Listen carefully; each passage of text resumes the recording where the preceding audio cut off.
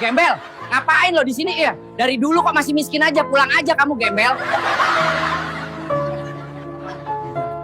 Kerja apa lo sekarang? Ngemis. Nih, gue kasih receh buat lo. Awalnya, banyak yang mengira ia hanya seorang gembel yang salah tempat.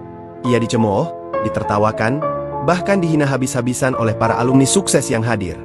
Namun, siapa sangka sosok yang mereka remehkan itu ternyata bukan orang sembarangan. Ia menyimpan identitas besar yang tak seorang pun bisa duga. Dan ketika kebenaran terungkap, seluruh ruangan terdiam. Yang tersisa hanyalah rasa malu dan diam yang menyesakkan. Tak ada yang menyangka kalau hari itu akan berubah menjadi momen paling memalukan dalam hidup mereka. Aula besar yang disewa dengan dana ratusan juta dipenuhi senyuman palsu, cerita sukses, dan selfie bertubi-tubi. Balon-balon hitam emas menggantung.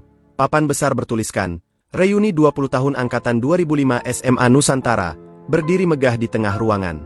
Musik nostalgia tahun 2000-an mengalun lembut di latar, membuat semua yang hadir merasa berada di puncak masa kejayaan. Tapi suasana megah itu seketika berubah saat seseorang yang tak diundang secara resmi melangkah masuk. Dia bukan siapa-siapa, setidaknya di mata mereka. Sosok pria muda dengan kaos putih robek-robek, dekil, dan penuh bercak kotoran tanah masuk perlahan ke aula. Wajahnya kusam, rambutnya acak-acakan, dan sandal jepit usangnya nyaris terputus. Tangannya menggenggam sebuah botol air mineral yang sudah penyok, dan langkahnya pelan seakan takut menginjak lantai marmer yang terlalu mewah untuknya. Semua mata mulai memperhatikan. Bisik-bisik menggeliat dari sudut ke sudut. Aduh, siapa sih itu? Nyasar kali ya? Suara seorang wanita terdengar jelas dari meja pojok, cukup lantang untuk mengundang tawa satu meja. Ya ampun, gembel beneran masuk acara elit gini. Gila ya, pengamanan mana? Kata pria berkemeja licin dan jam tangan mewah, tertawa sambil menunjuk dari jauh. Ia adalah Tony, mantan ketua OSIS yang sekarang jadi pengusaha properti kelas menengah. Pria berkaos sobek itu hanya tersenyum. Senyumnya tidak dibuat-buat, tapi ada ketenangan aneh di wajahnya.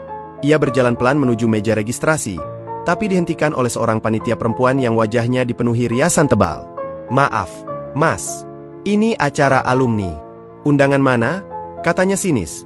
Matanya mengukur dari atas ke bawah seolah menilai harga dirinya. Aku alumni juga. Angkatan 2005. Jawabnya pelan. Hah? Alumni? Kamu yakin? Jangan-jangan kamu dulu tukang bersih-bersih sekolah ya? Katanya sambil tertawa kecil. Suara tertawa mulai menyebar. Beberapa alumni yang sedang asyik berfoto menyempatkan diri mengarahkan kamera ke arah pria itu. Salah satu dari mereka bahkan mulai merekam dengan ponselnya, lalu berbisik. Ini viral banget sih. Judulnya, Gembel Nyasar ke Reuni Para Sultan. Hahaha. Dia tetap tak menjawab, hanya melangkah menuju kursi kosong di pojok ruangan. Tapi sebelum ia duduk, seseorang menarik kursi itu. Maaf, ini buat alumni beneran. Bukan untuk pengemis dadakan, ujar pria berkacamata, yang dulunya terkenal sebagai si juara kelas, kini jadi motivator terkenal. Semua semakin menjadi-jadi. Salah satu alumni wanita yang dulu populer, Vina, berdiri dan berkata keras. Kayaknya dia cuma datang biar dikasih nasi kotak deh. Nih, Mas, ambil aja sebelum acara mulai, mumpung belum basi.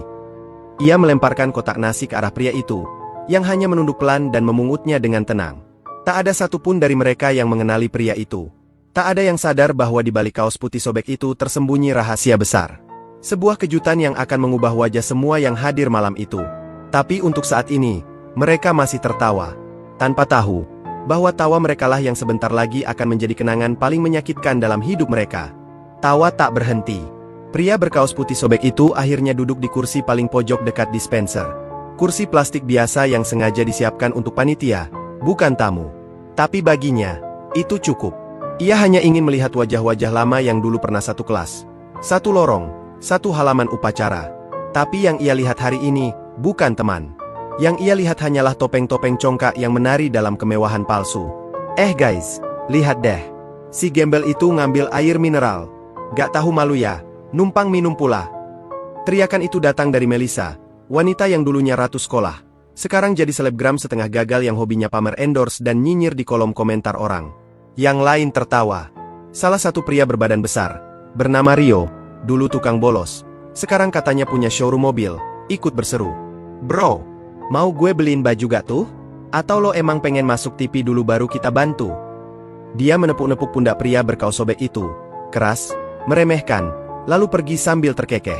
Pria itu hanya menatap gelas airnya. Diam. Satu-satunya suara dari dia adalah hela napas dan satu senyuman tipis yang malah bikin mereka makin emosi. Astaga Aa, lo tuh beneran gak punya malu ya? Kata Vina dengan suara tajam. Ia menghampiri pria itu dan berdiri tepat di depannya. Tangannya bertolak pinggang. Dulu lo siapa sih? Kayaknya gue gak inget ada anak sekumuh lo di angkatan kita. Jangan-jangan lo anak cleaning service sekolah yang nyasar. Pria itu mengangkat wajahnya, menatap Vina tanpa dendam. Aku Ardi. Dulu sering duduk paling belakang. Suka gambar di buku, mungkin kalian gak ingat. Ardi? Tawa Vina meledak. Ya ampun. Lo tuh yang dulu pemalu. Anak kutu buku yang pernah dihukum karena pakai sepatu bolong itu. Dia menoleh ke yang lain. Guys, ternyata ini Ardi. Hahaha. Gila, ternyata hidup lo makin mundur ya. Dulu miskin, sekarang jadi gembel beneran. Ini si upgrade kemiskinan level dewa. Suasana makin brutal. Seseorang dari panitia diam-diam berbisik. Pak, kita suruh dia pergi aja gak sih? Takut ganggu acara. Tapi belum sempat ada yang bergerak. Rio kembali datang membawa piring berisi sisa kue tart. Nih, buat lo, Di. Bonus reuni spesial dari kita. Kue bekas potong. Toppingnya juga udah hilang. Tapi masih bisa lo makan, kan? Tanpa menunggu jawaban, ia meletakkan piring itu di depan Ardi, lalu menepuk meja keras-keras sambil tertawa. Udah gembel, datang gak diundang, makan gratisan pula. Ini si drill alumni gagal total. Pria itu menunduk, tidak marah, tidak membalas. Tapi matanya menatap satu persatu wajah mereka. Menatap dan mengingat. Dan saat itu juga, langit di luar mulai bergemuruh. Tanda bahwa badai yang sebenarnya akan segera datang. Dan semua yang tertawa akan dibuat membisu. Belum 5 menit setelah Ardi menerima hinaan demi hinaan, suara mesin menggerung dari kejauhan. Bukan 1, tapi 3 mobil mewah berderet masuk ke halaman sekolah. Sorotan lampu mereka menembus kaca aula. Semua tamu spontan menoleh.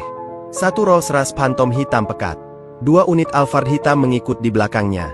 Pintu-pintu mobil itu terbuka hampir bersamaan, seperti iring-iringan presiden.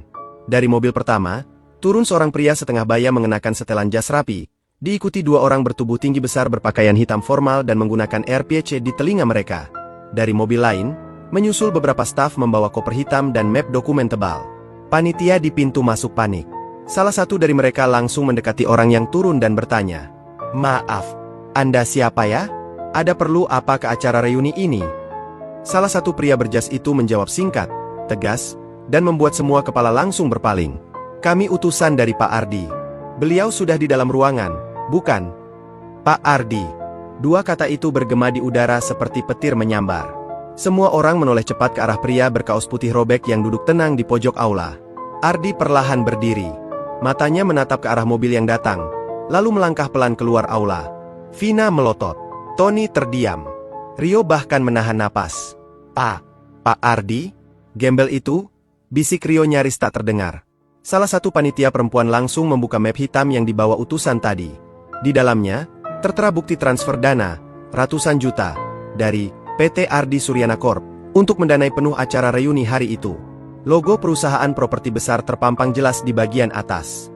Bahkan yang lebih mengejutkan lagi, Ardi adalah penyumbang tunggal terbesar, menyumbang 90% dari total dana reuni, termasuk sewa gedung mewah, catering, souvenir, bahkan honor band nostalgia yang tampil malam itu. Para ajudan masuk aula dan berjalan melewati para alumni yang kini kaku seperti patung. Mereka mengangguk sopan ke arah Ardi, lalu berkata, "Pak Ardi, kami siap. Mau lanjut ke agenda selanjutnya, atau?" Ardi hanya mengangkat tangannya perlahan. Ia berbalik, memandang semua yang kini menatapnya dengan wajah penuh rasa malu, ketakutan, dan penyesalan yang terlambat. "Aku kesini bukan untuk pamer, tapi untuk mengingatkan kalian, bahwa bukan tampilan luar yang menentukan siapa seseorang, tapi hati, sikap, dan perlakuannya pada sesama." Dan malam yang penuh tawa sinis tadi, kini berubah jadi hening yang memalukan. Langkah Ardi terdengar mantap di lantai aula, meskipun hanya mengenakan sandal jepit dan kaos putih robek. Tak ada yang berani bicara. Semua yang tadinya tertawa, kini hanya menatap lantai, takut bertemu dengan tatapan pria yang baru saja mereka rendahkan. Dengan tenang, Ardi mengambil mikrofon dari panitia. Suara tangannya yang menyentuh logam bahkan terdengar jelas di tengah ruangan sunyi itu. Ia tidak langsung bicara. Ia diam beberapa detik. Menatap satu persatu wajah-wajah yang tadi menyebutnya pengemis, gembel, nyasar. Lalu ia tersenyum dan berkata, "Hari ini, aku datang ke sini bukan sebagai Ardi Suryana, pemilik puluhan properti, pemilik saham restoran dan hotel di 3 kota. Aku datang ke sini sebagai Ardi, teman satu kelas kalian. Yang dulu duduk di belakang. Yang dulu sering tidak diajak main. Yang dulu kalian sebut anak aneh, anak miskin, anak gagal." Para alumni mulai terdiam dalam keringat dingin. Rio menunduk. Vina mencubit pahanya sendiri, berharap ini semua mimpi buruk. Tony yang sempat menyindir keras tadi, kini mencoba tersenyum, namun gugup luar biasa. "Kalian bahkan tidak ingat aku. Tapi aku ingat kalian. Aku ingat waktu aku pernah minta bantuan buat nyalin catatan, dan kalian buang bukuku ke tong sampah. Aku ingat waktu aku dihukum lari keliling lapangan, dan tidak ada yang peduli. Aku ingat semuanya, tapi aku tidak dendam." Ardi menoleh ke arah meja tempat Vina duduk. Vina mencoba mengalihkan pandangan, tapi Ardi memanggilnya langsung. "Vina." Suasana makin tegang. "Tadi kamu lemparkan kotak nasi ke aku, kan? Kamu hina aku di depan umum. Tapi kamu lupa, aku yang bayar semua nasi kotak yang kalian makan malam ini. Tanpa aku, kamu bahkan gak punya tempat untuk memamerkan tas mahalmu." Vina gemetar. Wajahnya memerah, lalu pucat. Ia tak berkata apa-apa. Matanya berkaca-kaca, tapi tak ada yang peduli. Semua terlalu sibuk menelan rasa malu masing-masing. "Aku tidak butuh kalian minta maaf. Aku tidak datang untuk diakui. Aku cuma ingin tahu, setelah 20 tahun, apa kalian sudah berubah?" Tapi rupanya tidak. Banyak dari kalian yang hanya berganti pakaian, tapi tetap berhati kecil. Ardi menatap seisi ruangan. Ia tetap mengenakan kaos putihnya yang sobek dan dekil. Tapi justru itu yang membuat setiap kata darinya terasa lebih kuat dari orang manapun di sana yang berbaju mahal. "Ternyata, bukan aku yang paling menyedihkan malam ini. Tapi kalian, yang punya baju bagus, mobil mahal, tapi jiwanya miskin. Yang masih menilai orang dari tampilan luar. Yang masih menertawakan yang berbeda." Lalu ia meletakkan mikrofonnya perlahan. Tepuk tangan tak ada. Yang ada hanya hening dan rasa malu. Para ajudannya mengangguk pelan ke arahnya, tanda bahwa semua sudah selesai. Tapi satu hal belum. Ardi belum memberi pelajaran terakhir. Setelah meletakkan mikrofon, Ardi sempat diam sejenak. Tapi sebelum melangkah pergi, dia berbalik. Langkahnya tenang, tapi sorot matanya menusuk. Ia kembali mengambil mikrofon dan berkata pelan, "Maaf, sepertinya aku belum selesai." Semua kepala menoleh. Bahkan yang sudah bersiap kabur dari rasa malu kini terpaku. Sesuatu dalam nada suara Ardi membuat jantung mereka berdetak tak karuan. "Kalian tahu kenapa aku sengaja datang dengan pakaian seperti ini? Dengan kaos robek, kotor, sandal jepit, dan wajah yang kalian sebut menjijikan." Ardi memandang ke arah Rio, Tony, dan terutama Vina.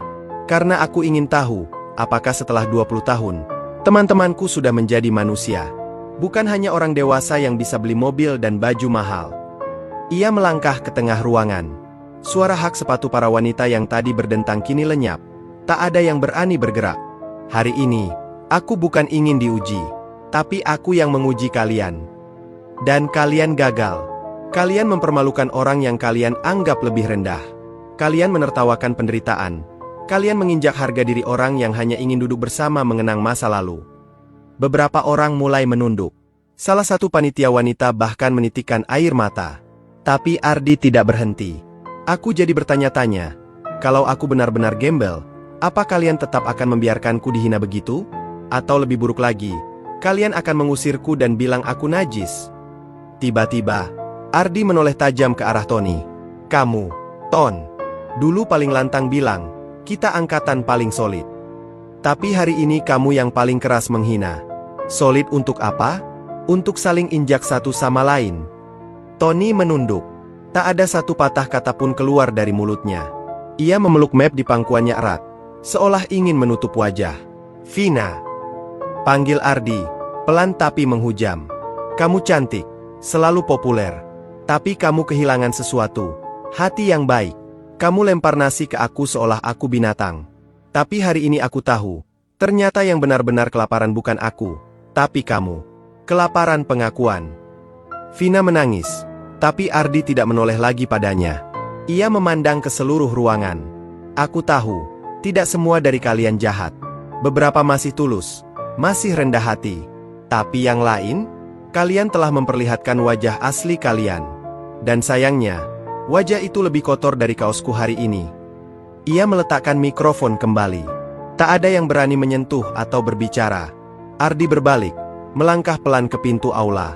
Salah satu ajudannya membuka pintu. Sinar lampu mobil dari luar menyorot tubuh Ardi yang lusuh, tapi penuh wibawa. Saat ia melewati Vina yang masih terisak, Ardi hanya berbisik pelan, cukup untuk didengar. Lebih baik jadi orang miskin yang tahu caranya menghormati, daripada jadi kaya tapi tak tahu malu. Dan saat pintu tertutup di belakang Ardi, yang tersisa hanyalah aula sunyi penuh wajah-wajah malu, dan penyesalan yang terlalu lambat untuk ditebus.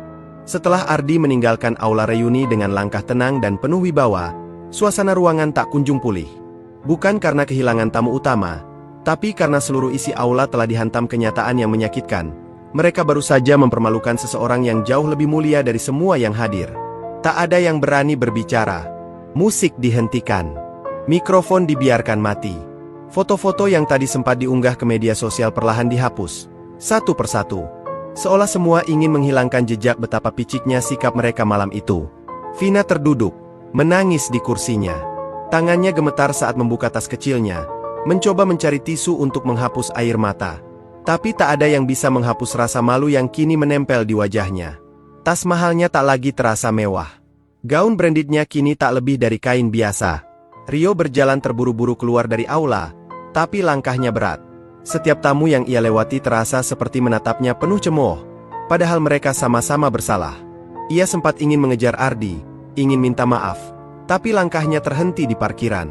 Bukan karena kehabisan napas, tapi karena kehabisan keberanian. Tony, yang dulunya paling percaya diri, hanya duduk membisu. Ia menatap panggung yang tadinya dipenuhi pujian dan tepuk tangan. Kini, panggung itu kosong. Tapi entah mengapa, lebih menyakitkan daripada saat ia jadi pecundang di masa sekolah. Sementara itu, di dalam mobilnya, Ardi hanya memandangi langit malam dari jendela. Suaranya pelan, hanya terdengar oleh sopir dan ajudan di sampingnya. Aku tak ingin membalas mereka dengan kekerasan. Cukup dengan satu cermin kecil, agar mereka bisa melihat wajah asli mereka sendiri. Lalu ia memejamkan mata, membiarkan mobil melaju menjauh dari tempat itu. Tempat di mana ia dulu dikucilkan, dan kini, tempat yang ia tinggalkan dengan kepala tegak. Reuni itu selesai. Tapi bagi banyak orang yang hadir, rasa malu dan penyesalan dari malam itu akan mereka bawa seumur hidup. Pernahkah kamu menilai seseorang dari cara berpakaiannya? Atau pernahkah kamu jadi korban penilaian seperti itu? Dunia ini terlalu sibuk mengejar citra, sampai lupa bahwa manusia yang sesungguhnya tak bisa diukur dengan tampilan luar. Jika kisah ini menyentuh hatimu, beri tanda bahwa kamu masih peduli. Like video ini jika kamu percaya bahwa kebaikan tidak harus terlihat mencolok. Tulis di komentar, pelajaran apa yang paling kamu dapat dari cerita Ardi malam ini? Subscribe ke channel Kisah Tentram, karena kami akan terus menyuarakan kebenaran lewat cerita-cerita inspiratif yang menyentuh nurani. Sampai jumpa di kisah berikutnya. Dan ingatlah, terkadang, gembel yang kamu hina adalah orang yang Tuhan kirim untuk menguji kemanusiaanmu.